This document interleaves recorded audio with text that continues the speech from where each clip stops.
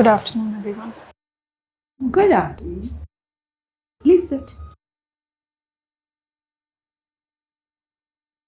Devyanshi, Yes, ma'am. introduce yourself to the panel. Good afternoon, everyone. My name is Devyanshi Kaura. I am born and brought up in Chandigarh, and I did my schooling from there. After that, I have done my bachelor's in economics from Lady Shri Ram College in Delhi University, post which I have done my master's in economics from Jawaharlal Nehru University. I also have been preparing for the civil services alongside, and this will be my 5th attempt and my first interview. In my free time, I enjoy cycling and also experimenting with coffee brewing. Coffee brewing. Okay, what kind of coffees do you brew? Like, how much you have experimented? Ma'am, there are different methods that one can experiment with. For example, the South Indian filter coffee method, in that you pass hot water through coffee grounds and you get a concentrate. There's also the French press method, where you essentially steep the coffee in water and you then take it out for drinking. There are also pressure-based methods. For example, what we see in cafes is usually called the espresso method, where they apply pressure to pass the hot water through the coffee. For home brewers, there are also some options in that category called a mocha pot. So I also use that. Which animals excreta? Ma'am, I'm not able to place right now, but they essentially use the coffee beans extracted from the excreta for brewing. But I'm not exactly able to place, so I'll go and look up on it. Okay, what is so unique about coffee? Can you tell me the difference between coffee and tea in a chemical sense? Ma'am, I would say that when it comes to coffee, there are various chemical compounds in coffee that lend different types of flavors. For example, there is a sweetness in coffee as well. There is a bitter note. There are sour notes, and it also has a certain thick body to it, which is not there when you brew tea. In that sense, I think that coffee has a certain different experience for one compared to tea. Tea has a more watery consistency because you essentially steep the leaves in water and it releases its flavors. Okay. Why is it showing that you have appeared for prelims 0 time? Ma'am, I'm not sure why is I that. will just check it in your DEF file. Okay. So, in coffee, what else do we find? Flavors and all is fine, chemically. Ma'am, one very well-known compound is called caffeine, which contributes to its wakefulness. There are also various oils which contribute to its thickness and its body. There are also various alkaloids which contribute to its bitterness and its sourness. There are also certain acids. For example, there are mandelic acids which are there in coffee, and it provides some sour notes and to various coffees. Okay. Are you a courageous person? Yes, ma'am, I think I am. Then why have you opted for Indian Police Service at 6th place? Ma'am, given my background, I felt that I was more drawn to other fields that were more aligned with it. So I think that's why I placed them above the police service, not because of any bias against the police service. But generally, the order of preference, if it is changed, there must be some reasons. Why have you put IRS even above than ITS? Ma'am, I think that as a student of economics, a stream like IRS sort of felt more interesting to me to work in the long term, which is why I placed it above the police service. Okay. So, you have studied economics. Recently, a lot of things are happening in economy. The rupee is going down. Is it good? Is it bad for India? Ma'am, when we consider the case of the rupee depreciation, there are a few factors that we should look into. The negative impact of a rupee would be that it would result in imported inflation because we are import dependent on various commodities such as crude oil. It also results in capital outflows because then investors find the rupee a less attractive currency. But there are certain benefits. The biggest benefit being that it makes our exports more competitive by making the rupee cheaper for various buyers outside. So, given that we are also facing the heat of the reciprocal tariffs from the US, in that sense, a depreciation would then provide some cushion to exporters at this very challenging moment. And in that sense, a depreciation is a sound move. You're a Punjabi? What does Kaura mean in Punjabi? So, it essentially Coffee is Kaura or no? Kauri? Yes. Kauri or Kaura? Yes, sir. It is. It's quite a famous joke in my family. What is that? That, we are bitter people. You're bitter people. Are you a bitter person? No, No, sir. you're not. You also said, given your background, you have preferred the other services over IPS. Tell me something about your background other than the academic background. So I think that when I went for my bachelor's and I started studying economics, problems of public policy started interesting me a lot. And perhaps... My point is, does administration or civil services go in your family lineage? Yes, sir. I have some aunts and uncles Not your parents. No, sir. All right, I'll try to take you out of your comfort zone, especially because you have put IFS as second choice. So tell me something about what is multi-alignment, non-alignment, and how is non-alignment different from strategic autonomy? So with respect to non-alignment, it was a concept relevant during the Cold War period where the world was split into two power blocks, and India did not want to be aligned with any bloc out of ideological reasons. However, when we now look at the case of strategic autonomy and multi-alignment, I think that as a concept says that we reserve the right to preserve our own diplomatic space and power to not be constrained by any bloc politics and thereby be able to engage on different parameters based on our own national interests with various partners. And multi-alignment? So multi-alignment, the way I see it, is essentially a hedging strategy. Given the fact that there's constant geopolitical and global shifts, it always makes sense to hedge our bets when we have any convergence with a partner by also then interacting simultaneously with other partners, which again is a means to reinforce our strategic autonomy. Yeah, so both are similar. Yes. All right. What, in your view, are the reasons of ongoing problem in central India? So I believe that you're talking about the Maoism problem. Yes, sir. So if we look at the history of the problem, we see that there has been a bit of a government vacuum in central India for a long time because of... So government vacuum, one. Government vacuum is one reason. Second, so there has been greater incidence of poverty and lack of development in central India, which and this has produced disillusionment within the population, and as a result, they are then often drawn towards revolutionary or violent methods. What is Jal Jangal Zameen to you?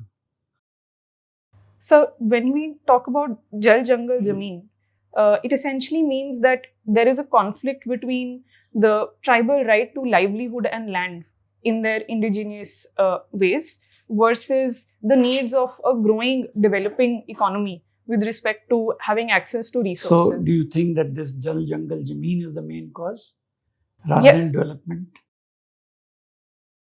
Sir, I think that they are both important aspects of the problem because people who live in a community have a right to develop along their own genus, and that is also part of India's policy towards tribal development. So in that sense, I think that they both intersect, that we want development to reach in these belts. But at the same time, we also want to preserve their traditional way of livelihood and the right to develop as they seem fit. Okay, so Schedule 5 or Schedule 6, whatever is applicable there, those provisions have nothing to do with the Maoist insurgency. So, non-application of those provisions. So Schedule 5 in particular is very important in order to ensure that tribal rights in these belts are safeguarded, and that has been further reinforced by provisions like FRA and the PESA Act. Okay, last question.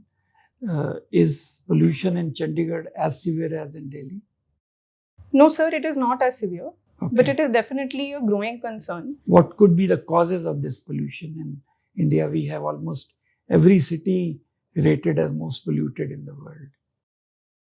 So there is an interplay of factors here. The first factor that we see is that because we are a growing country, we have high growth in our energy usage, which primarily comes from fossil fuels at the moment. That is a big contributor. Okay. Second, we also have growth in the use of vehicles, if we see in the last 20-30 years.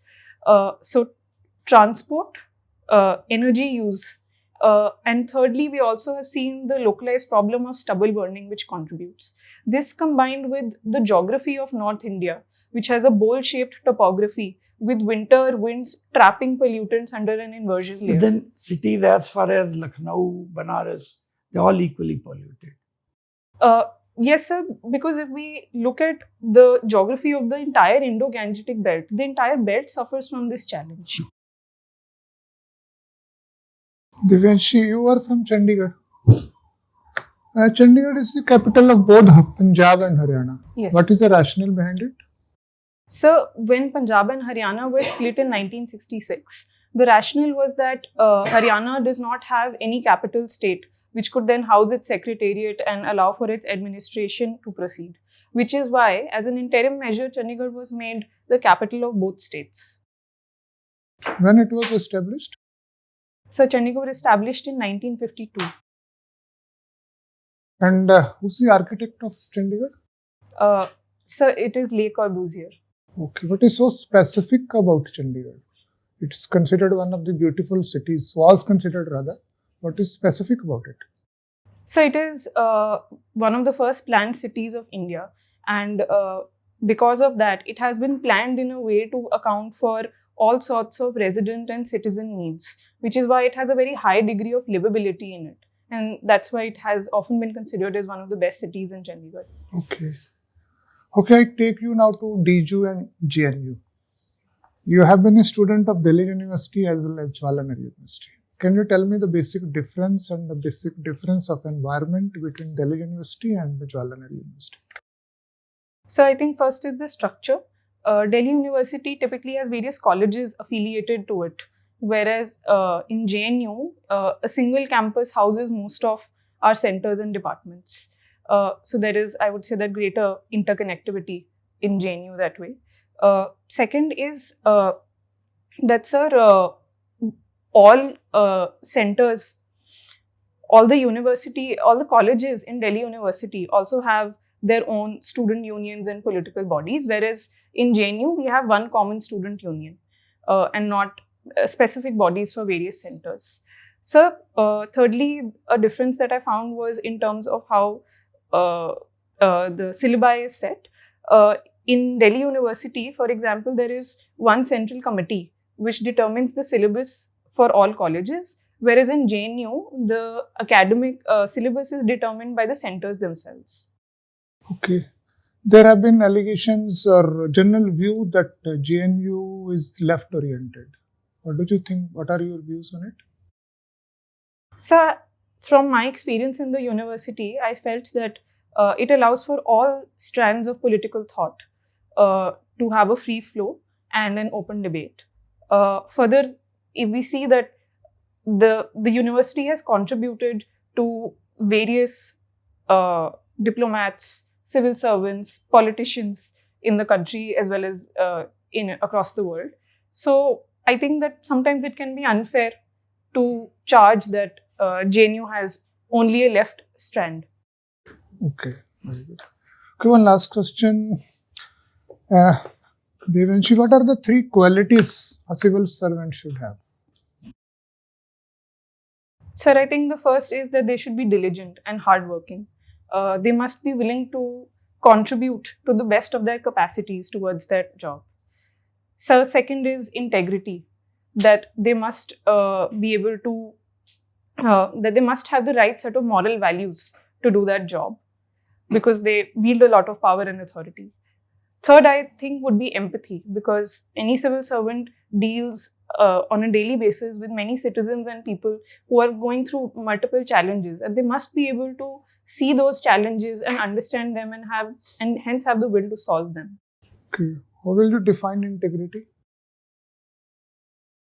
So I would define having integrity as doing the right thing, even without being asked to do so. Thank you, Devyanshi. Devyanshi, as you mentioned, Chandigarh is one of the best urban model. 2 questions. What impresses you most about it? And still, what are the challenges that Chandigarh faces? So I think what I feel is best about Chandigarh is that it has been divided into its various functions very well. We have a 7-tier system of roads which allows for traffic to flow without impeding resident areas. Second, it also has very high green cover. 51% of the city has green cover, which acts as a buffer against various environmental problems. However, I think in terms of challenges, we do not have an adequate public transit system. Because of that, the city has developed into a car-centric model city, and that also leads to vehicular emissions and congestion. Second, Chandigarh has primarily been planned with light industries around it, because of which, and it also doesn't permit high density residences, because of which there is a cost of living crisis problem, and there is a slowdown in economic opportunities in the city.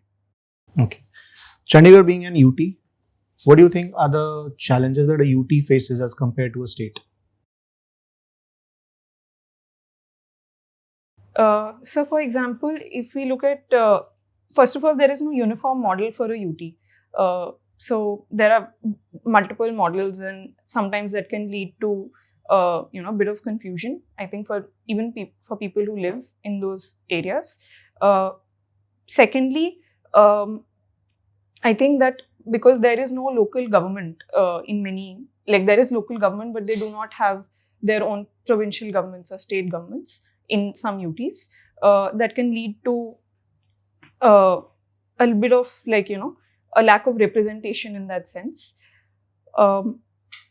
Thirdly, I think that, for example, in Delhi, if we see that there are multiple authorities which do various functions, and sometimes that overlap can lead to various challenges. Okay. Your mother belongs from Ghaziabad. How connected do you feel with UP? So, we are primarily a patrilineal society, because of which most people spend their majority of their lives at their father's residence and not their mother's residence. So, in that sense, I haven't had yet too much of an opportunity to connect with that part of my heritage. But I visit there very frequently, and I do feel quite connected to the city and to my mother's heritage. One final question. Nota. That hasn't worked much. Why do we keep it now? So the challenge with Nota is that it essentially means that your vote is not getting counted, because in the final tally of first past the post, Nota votes are not counted. However, sir, that the availability of the Nota vote gives voters an option to express their dissatisfaction with the existing political structures and various parties, and in that sense, it is a very important metric of what citizens are feeling, and hence we should retain it. Thank you. Just a follow-up on this. If Nota gets majority, what happens?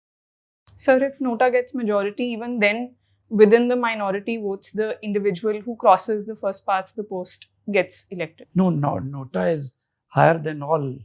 Nota is even more than 50%. So as far as I understand, I think even then, the person within the minority of non-nota votes who has a majority gets elected. Hello, Devyanshi. You talked about the challenges that Chandigarh faces. What are the administrative challenges that cities like Chandigarh face because of high migratory population?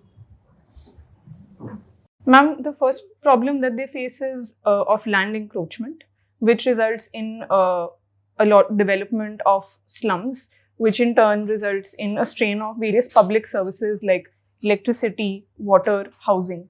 So that is one challenge because of migration. Second, ma'am, is in the sense of employment and jobs, because at any given time, all migrants are not able to find jobs and roles. So there is often greater unemployment within them and a sense of disillusionment. And this in turn can then contribute to greater rates of crime in various areas. And you talked about jobs. Do you feel that India is having a jobless growth? Ma'am, there has been a lot of concern if we look at the post-2004 period that we've had very high growth. Yet that growth has not been employment intensive enough to generate adequate number of jobs. So it would not be unfair to say that, we could do a better job in terms of generating more jobs from our growth. This also, and there are a few reasons for it. First is that our growth has been very capital intensive. Growth has also been primarily from service sector, where skill intensity is higher as compared to employment intensity. And what measures can be taken to curb this? Ma'am, we need to essentially promote various forms of manufacturing and employment intensive manufacturing in particular. This also aligns with India's comparative advantage as a labor abundant economy. So for that, we need to address various challenges that are present in the manufacturing sector. And what do you believe is risk to India's economic growth? Ma'am, if we talk in the short term, the reciprocal tariffs that India is facing could be a drag to growth. Second, if we look at the inflation data, while inflation is low, there is a concern that core inflation is also quite low, which indicates some overcapacity in the economy, and this could then constrain private capital investment and constrain growth. Devyanshi, what do you believe? What is the basic difference between the moral values of urban youth and rural youth? Ma'am, I think that if we talk in terms of the differences, those differences stem from their different experiences. Urban areas, primarily because they do not have an agricultural background, there is greater nuclearization of families. There's greater demand for privacy and autonomy and individualism. Whereas if we compare that to rural youth, because of their background, their moral values tend towards communitarianism as compared to urban youth. Devyanshi. So we have seen that AI has grown and a lot of big companies are investing a lot of money in developing Singularity, general AI and a lot of things. Where do you think all this is going? Ma'am, I think that first of all, there is a certain case that AI is going to be a disrupting sector world over. It will lead to a change in evolution of jobs as well as how economic activity is performed. It will, in various ways, it will add a lot of efficiency and ease in tasks which are very complex for human beings to perform. And it will also help to bridge various human resource deficits, for example, in healthcare. However, the concern that is emerging right now is that there may be an AI boom. That is, there may be over-investment in the AI sector given various animal spirits. And in the coming years, that over-investment could be a big problem for various major economies. Is India ready for the kind of AI evolution that is going on? China made DeepSeek. Ma'am, I think that while we are not fully ready, because we have identified various gaps that we need to bridge in terms of indigenizing the technology by reshoring here the semiconductors, the data centers, as well as the electricity requirements of these centers. What is the counterpart of CPU that is used with the AI? Ma'am, there are GPUs, graphic processor units, which have been developed by NVIDIA, and also tensor processing units, which have been developed by Google. So I feel that whilst these are certain challenges, like these are certain investments that we are making right now, but the big benefit that we have is that we have a large English-speaking, highly skilled population, which in turn could be a big asset as we make the transition towards the way AI is going to be applied and used, and its applications in turn have great benefits for our country. But most of the low-paid jobs, content creation, graphic creation, these might be lost.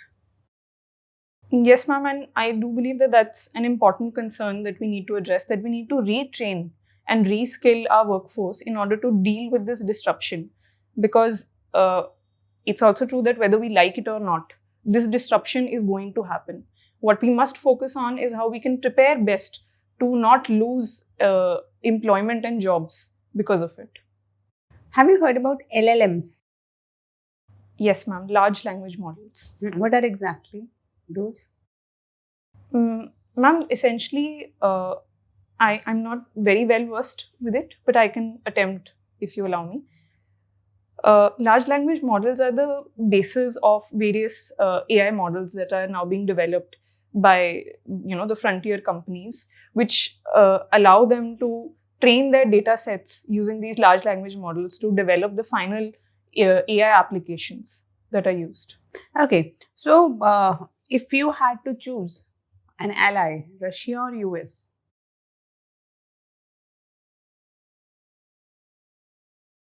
Ma'am, I don't think that would be a fair choice, because I think India does not believe in allies, but we believe in partnerships.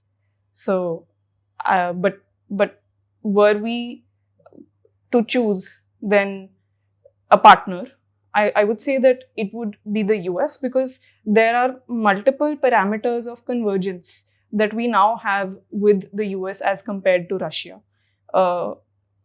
In that sense, that relationship has a certain strategic depth because of US concerns in the Indo-Pacific.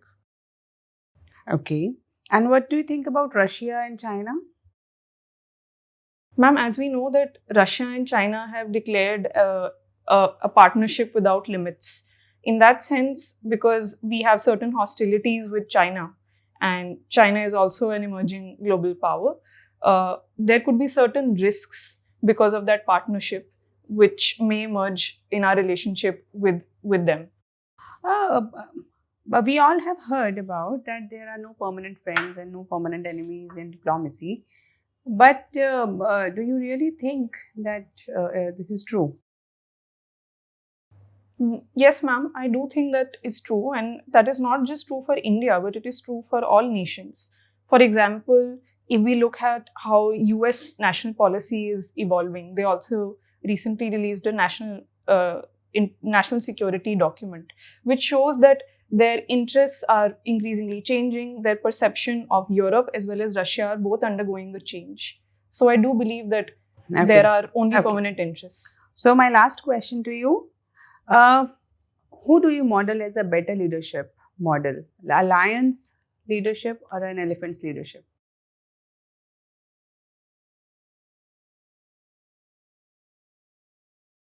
Ma'am, I think that I would go with an elephant's leadership.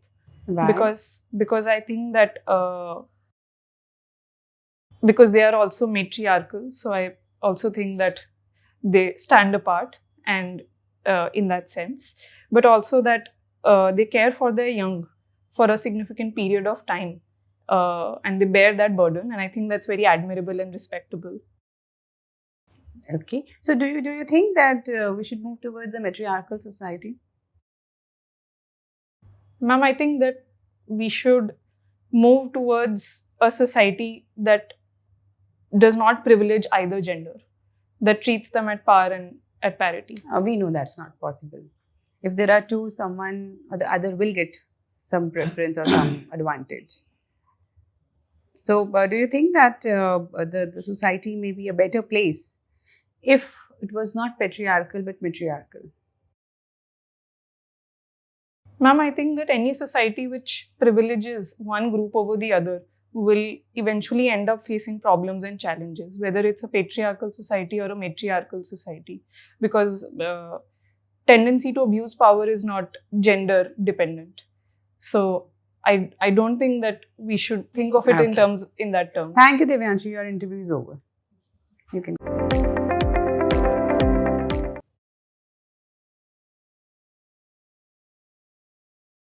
Come in, Devyanshi. So tell me your analysis of your interview. Ma'am, I think that initially, like the previous mocks that I gave, I was struggling with being concise.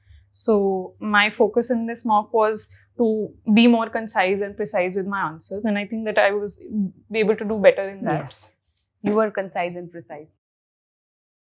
So I think I was happy with that aspect. Okay. What else? Ma'am, I think I'm still trying to process exactly what happened. But I think that it overall went all right. So you did well. Yeah, you did very well. You could answer most of the questions in a very balanced way. Your knowledge is up to the mark. Of course, current affairs, there is no limit to till where you can brush your knowledge about it. But yes, may it be science and tech, AI, or may it be Russia, USA, may it be different policies, economic policies. We found you that you were quite up to the mark. You were answering very well, very nicely and in a balanced manner. There are few things we would like to highlight that you would like to keep your hairs open? No, ma'am. That day I would tie them. You will tie them. Huh? That you do. You're going to wear the same sari? No, ma'am, a different one. Yes. And it would be better if you wear a jacket? Yes, ma'am, I would be wearing a jacket that day. That would be weather appropriate. Yes, ma'am. When you were entering, there was this sad, tentative look at the entry. And in between the questions also, even though you were answering well, there is this... Okay. I should smile more.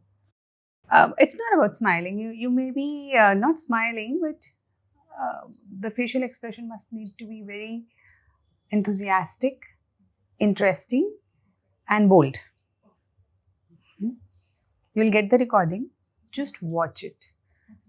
The first 5 minutes when you are in the interview, just try to watch it.